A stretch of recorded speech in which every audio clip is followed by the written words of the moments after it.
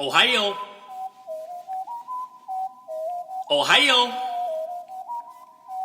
Ohio gozaimasu. First Japanese word I learned. Ohio, raised overseas in Japan. Ohio, land of the rising sun. Ohio, yeah, that's right, it's time to have some fun. Ohio, first Japanese word I learned. Ohio, raised overseas in Japan. Ohio, land of the rising sun. Ohio, yeah, that's right, it's time to have some fun. Ohio.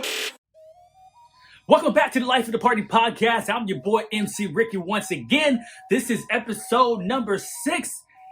And finally, I've gotten to the BMO Music Fest 2010. Remember episode number 5, I talked about the DJ City Japan tour.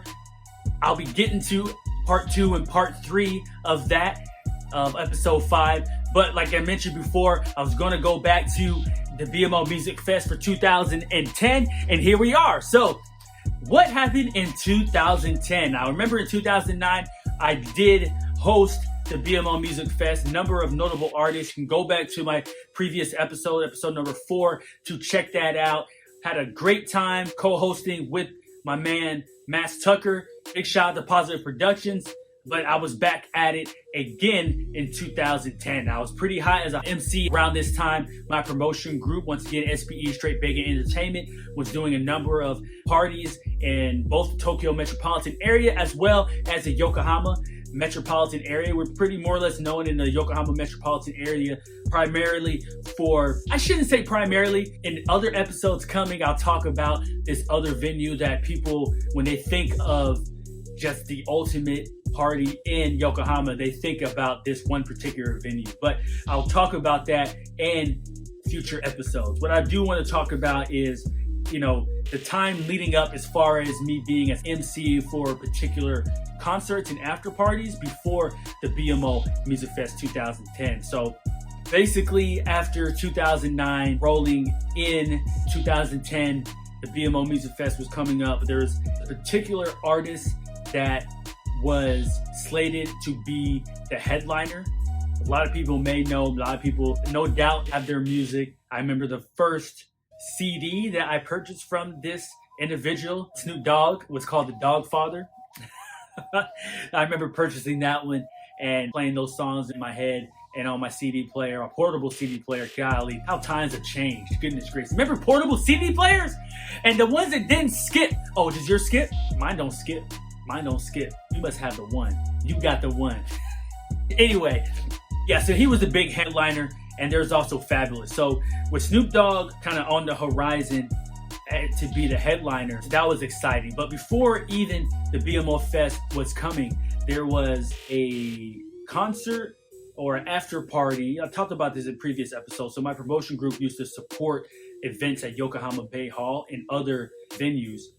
And Positive Productions will basically, book the artists and then have them have their own concert, or they would have, a concert or live performance within the club setting. So there's 2 particular artists that are from California that they booked during 2009 leading up into 2010. I don't remember what the specific date was. I want to say it was either October or December. It was one of those months. If you go to YouTube, you can actually just put in a search like these 2 particular artists. What are the 2 artists? I know you're saying, what are the 2 artists? So you had Too Short,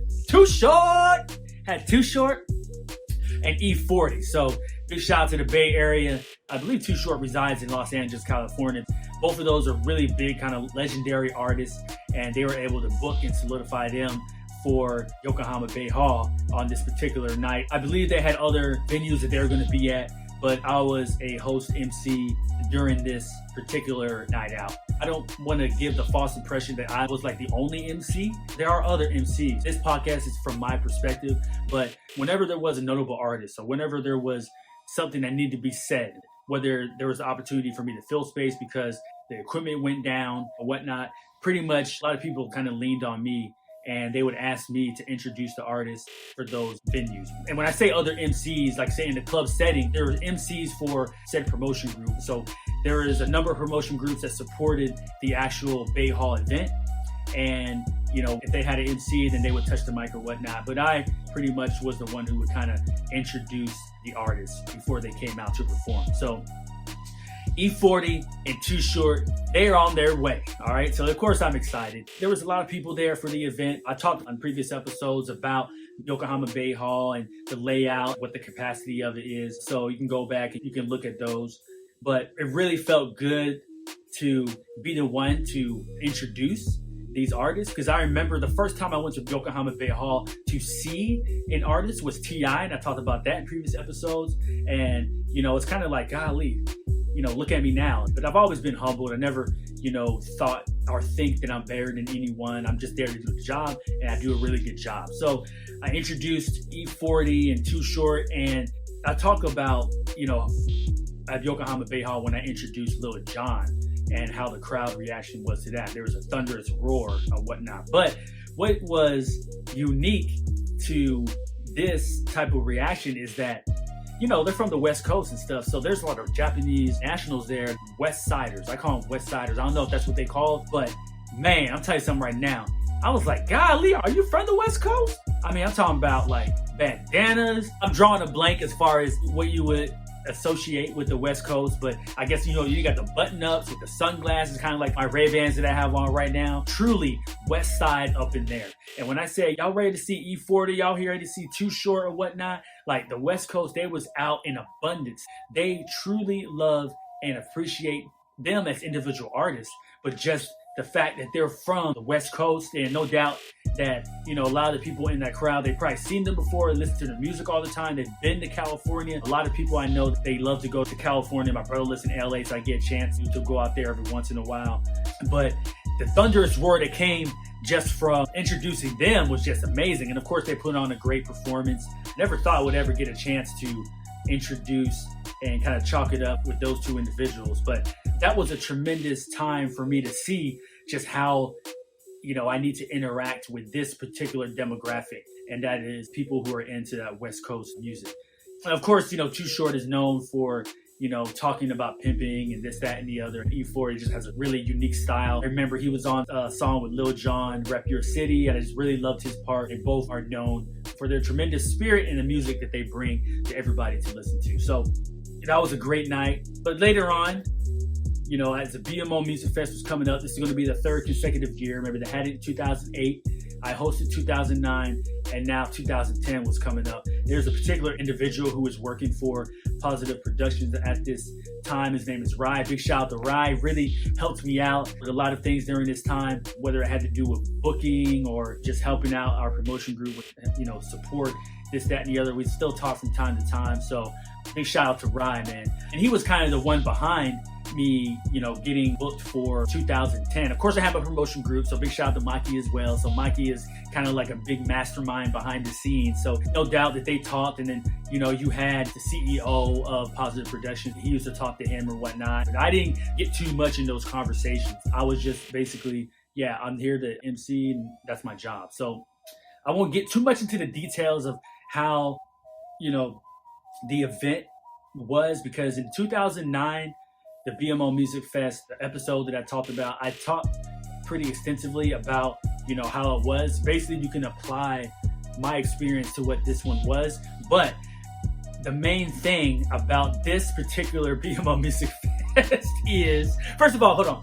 Let me tell you what the lineup was for the BMO 2010 Music Fest. So first of all, once again, it's at Zepp Tokyo. That's in the Tokyo Metropolitan area. I actually was just only booked for the Music Fest this year. So I didn't have to, have a hotel and have to stay the night or whatnot. There was no pre-party that I was associated with or after parties. Actually, I was booked later on that night after the Music Fest at another venue. So I had to kind of rush off after that. So I had a double booking for that day and that night. So the lineup for the Music Fest went like this. So you had Casey and JoJo, all right? So true R&B, all right? I remember listening to Casey and JoJo back when R&B was R&B, I'd say. I shouldn't say R&B is not R&B now, but back then a lot of rappers are trying to get on, R&B artists' singles or their albums. Now it's kind of vice versa. You know, it's all about hip hop. But Casey and JoJo are, you know, both have really great voices, number of songs that are famous, and they were booked. People were really excited for that. You had Lloyd. Lloyd was an up-and-coming singer at that time, signed from, I believe, Murder Inc. He was booked. You also had Fabo. Shout out to Fabo. He's a really good guy. After he came, I believe, to the BMO Music Fest and performed, he actually started getting booked and coming back regularly. Of course, he's from Atlanta, Georgia, and he's mostly known for D4L. If you remember the song Laffy Taffy, shake your Laffy Taffy. You know, he has a very distinct voice, one you can just grab out of that song. Of course, he's still doing his thing. I follow him on Instagram. I believe he follows me too. So big shout out to Fabo. He was booked. You had Guerilla Zoe. He's most famous for being part of the group Boys in the Hood. Boys in the Hood, if you remember when they first came out, actually Jeezy was part of that group. Young Jeezy before, as he was known. But yeah, Guerilla Zoe was part of that, and then he went off to be an artist on his own. So Guerilla Zoe was booked for the BMO Music Fest 2010. You had Trina, the baddest chick. I'm not one to call ladies by that name. If you want to do so, you can, by all means, to each his own. Ladies, if you want to call her that, you can, but I don't believe in calling ladies that. But the baddest chick was there. And then, who was also booked is you had Fabolous, Fabolous. I mentioned in, I believe it was the second episode, that Fabolous is actually one of my favorite rappers or favorite artists. So I was really excited to have the opportunity to introduce him and maybe chalk it up with him. So Fabolous was booked. And then you also had, as I mentioned before, Snoop D-O-G-G, Snoop Dogg. And you know what? Once again, this is from my perspective. I'm not talking about what other people have said. I'm just going to talk about how I felt at the time.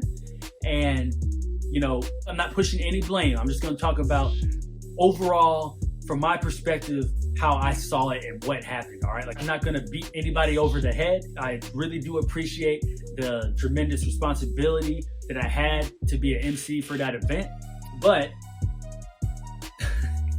so first of all, in 2010, remember, the social media phase at this time was totally different, all right? So I believe Facebook, which the majority of us use, like Facebook, Twitter, Instagram, okay, Facebook, while I believe it was out at that time, it was basically private. So, you know, Facebook was basically started by Zuckerberg. You know, he's an Ivy League student, and then it was pretty much just within the confines of the Ivy League or whatnot before it went public in 2012. In 2010, there's no Facebook. There's MySpace, but in 2010, MySpace was kind of on I guess I can say a downward plunge, evidently. But it was pretty much the main way to go ahead and get things out as far as social media. Yeah, so with Snoop Dogg and Fabolous being booked, those are pretty much the, I believe, biggest stars at the time. Of course, you know, not to take anything away from the other bookings. Casey and JoJo, they were pretty big, but Snoop Dogg is like legendary, you know. Ain't nothing but a G thing, baby. I can't remember how long it was before other artists had go ahead and they had dropped their video saying, hey, I can't wait to get to Japan. Appreciate all the fans out there. Can't wait to see you. I'm going to do the best I can to make sure you're entertained. So pretty much all the artists have dropped their videos. Snoop Dogg had dropped his. But then something happened.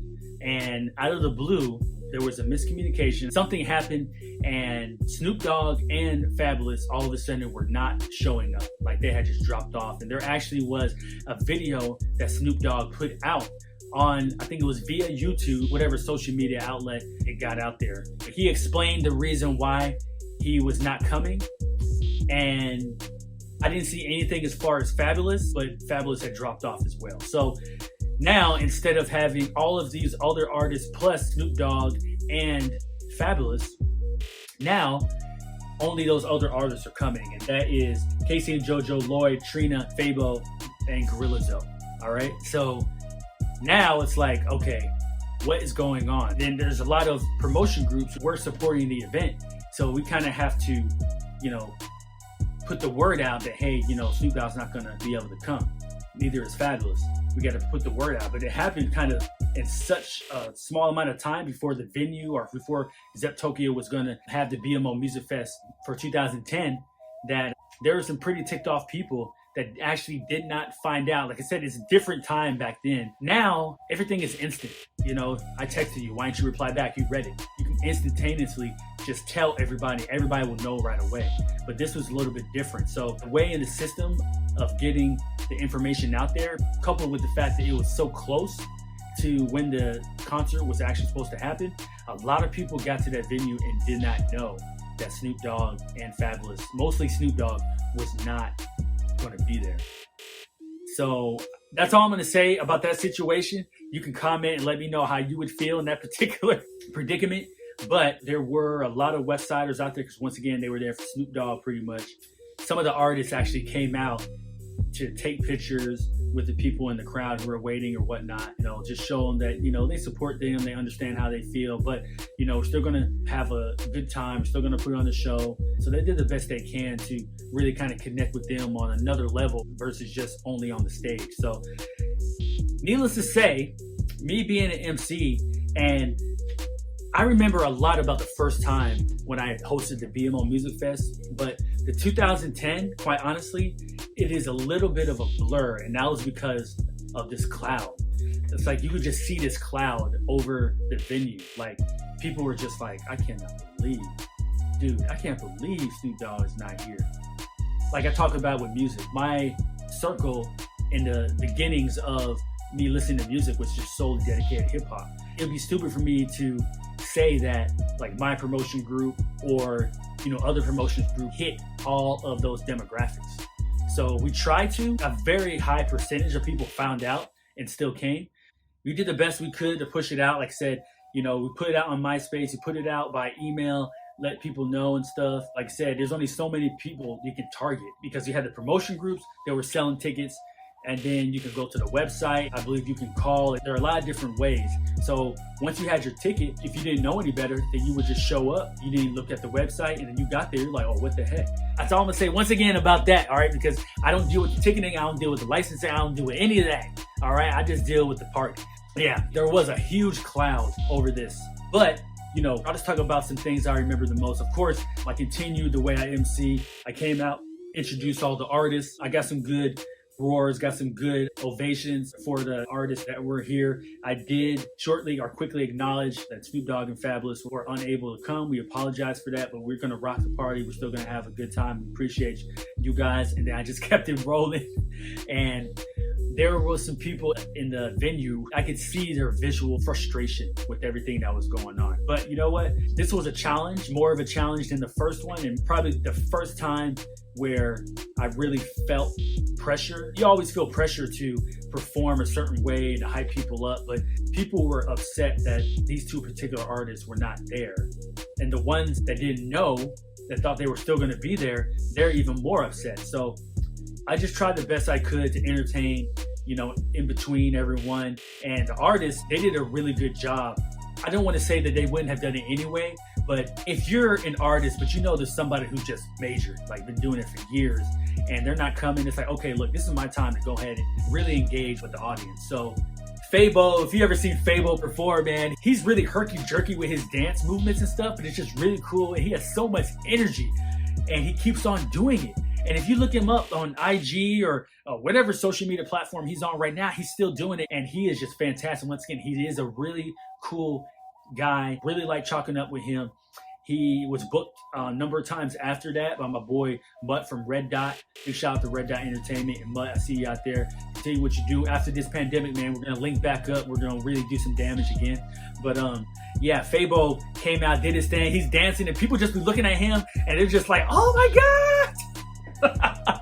He is just so interesting, unique, funny, and just awe-inspiring to see him perform like that.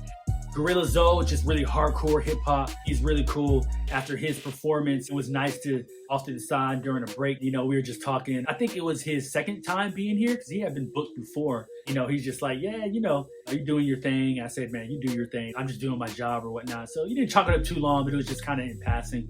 So that was really neat, really cool. Trina, of course, Trina, the baddest chick, she has her own dressing room and stuff. So she just came out strictly for the performance. Goodness gracious, all I'm gonna say.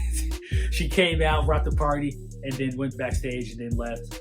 Oh, gotta talk about Lloyd. Previous year, you had Omarion. Lloyd came out and the ladies really love Lloyd. And I interacted with Lloyd in his camp before he came out. They were asking me certain words, like how do you say I love you in Japanese? How do you say thank you? Okay, maybe not thank you, because I think everyone knows how to say thank you. Don't bother gato. You can say like daisuki or aishiteru or something like that. So it was funny. I was telling him, and then he kept on repeating me back. I told him like 3 or 4 times, and finally he got it. And then he went out there and he used the words that I said, and then the crowd was just like, ah! So, needless to say, the information that I gave him, it worked in his favor, and everybody had a good time with that. His camp, while he was performing, they said, hey man, so where can we go? We're trying to go out after the venue and stuff.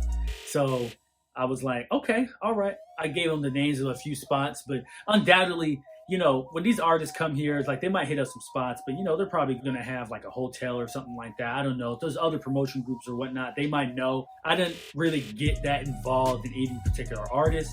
I just went to the venues that I went to, or this concert, I hosted it. And then, like I said, I was double booked, so I had to dip out.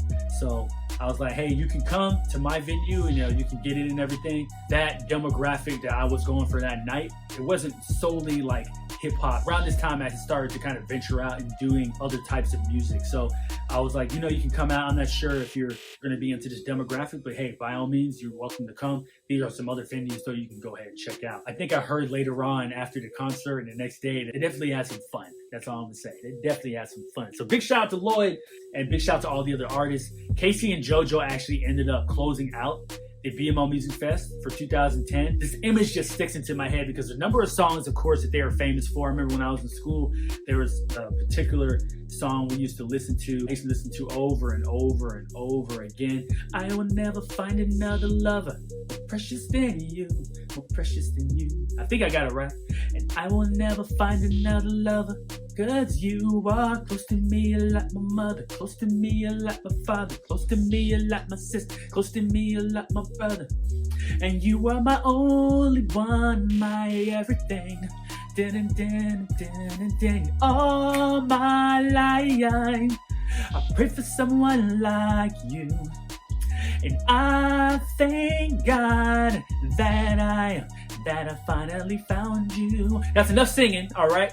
I think you know the name of that song. I don't. I just remember the words, all right? I'm sorry if I cracked a little bit, but hey, that's just the way it is, okay?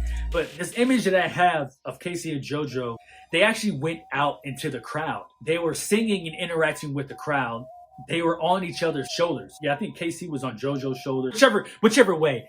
And they were just walking around while they were singing. Pictures were being taken, and this is before the whole selfie phase. I guess every once in a while you might see somebody, but the cameras back then were just totally different. So I don't think the selfie phase had really hit yet. But there were just a lot of pictures being taken, and they were just maneuvering around the crowd. And I was like, are they really gonna... Man, that dude's strong as hell. I mean, you know, Casey or JoJo, whichever one was on top, he doesn't weigh too much. But I was like, man, he gonna do that the whole dang time? But yeah, that's the image that kind of sticks into my head from Casey and JoJo's performance. But tremendous voices, great R&B sound, great music. A lot of people had fun with that, and that was really neat and cool to see. One thing that I mentioned in the 2009 BMO Music Fest is that, you know, we had an opportunity to turn the concert venue into a club or a club setting because Sean Kingston was late showing up, like an hour late. So we had to turn, you know, that time into a long intermission. But everyone was pretty much on time. The intermissions were a little bit longer, primarily because Snoop Dogg and Fabolous, who were slated to be two of the headliners, were not there. So the intermission between, say, like Trina and Lloyd or whatnot, where it would be maybe like, I don't know, typically 10 minutes or so, you stretched it out to like 15 to 20 minutes. So with that longer kind of intermission time, myself, and then we had members from the dance group that I mentioned before from Yokohama Bay Hall. They know all the dances like Soulja Boy and Young Jock and those different types of dances that everybody knew. They performed them on stage. So they were there to kind of serve as background dancers to kind of help liven up the party while we're on stage.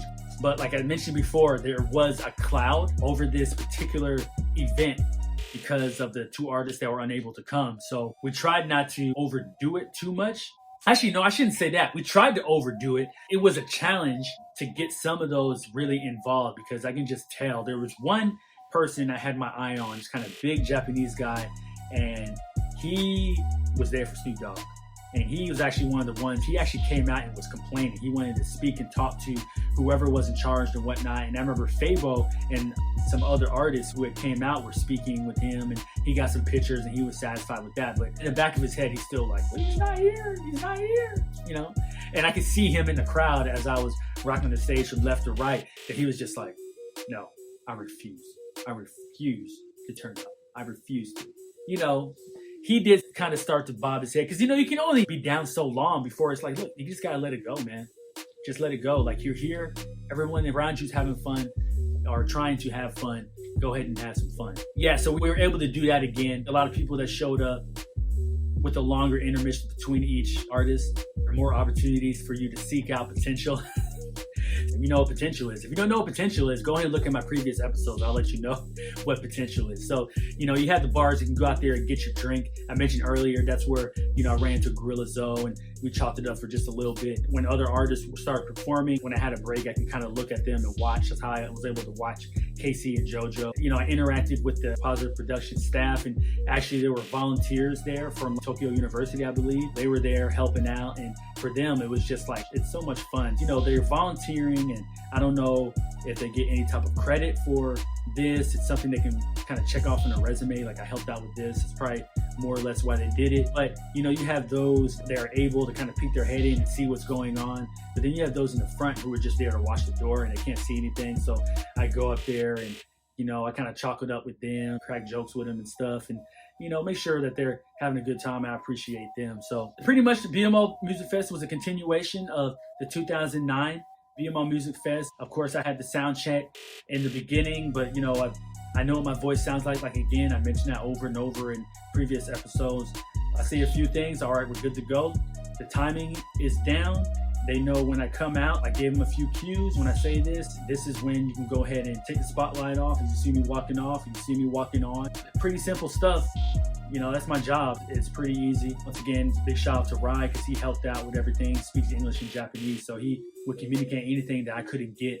I remember most of the BMO Music Fest for 2010, but like I said, it's more or less like a general feeling, and the feeling was a really good time. But what was looming over it was that Snoop Dogg was not there and Fabolous was not there, and it's almost like Fabolous decided not to come because Snoop Dogg was not coming. But there was a rebuttal to Snoop Dogg's video. You might be able to find that online as well. But all in all, it was a good performance, a great time for a lot of people who were involved. This, I believe, was the last year the BMO Music Fest happened. There were still other artists that were booked in the years after that I will talk about during this time frame that I didn't mention in this episode. But the artists who came truly appreciated the opportunity they had to be in Japan to perform. I said it was a challenge for me, but then it's a challenge for them as well, because this is an interesting dynamic too that I've always noticed, and I feel like I am just a really good MC, and why people tell me I'm a great MC is that I understand the dynamic of the culture of people.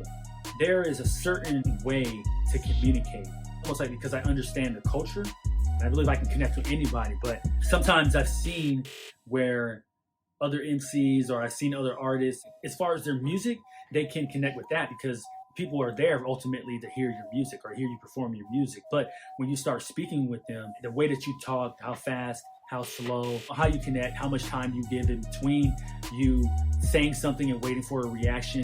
I understand that dynamic, especially as it pertains to this culture. So it's almost like it's more of a challenge for the artists who are coming here stateside, even though they have this tremendous resume of music that they can use to connect. Sometimes, you know, I've seen artists when they say something and it's just like, huh? What do you say? You have to give them a shot to understand what you're saying. So that's what I'm good at. And that's why I continue to focus my existence as an MC on. So that's about it for the BMO Music Fest for 2010. They did actually have the BMO Music Fest in Okinawa this same year. So afterwards at Zepp Tokyo, they went on ahead and took a flight and flew everyone over to Okinawa. I was not a part of that in Okinawa. I mentioned in the previous episode that I was approached to do the 2009 Okinawa, but it was too late because I had already blocked part of my schedule for, okay, I'm just going to be in Zepp Tokyo. I'm not going to be going to Okinawa. And then when you ask me last minute, it's like, oh, well, I can't change my schedule now. Yeah, they went to Okinawa. I was unable to go, but you can actually go and you can look up content for that online to see what that looks like. Of course, you can look up the 2010 BMO Music Fest as well. So once again, thank you for tuning in to the Life of the Party podcast with your boy MC Ricky. You know what I'm about to say. Once again, Otsukare-sama deshita. I'll see you guys in the future. Ohayo. Ohayo. Ohayo gozaimasu.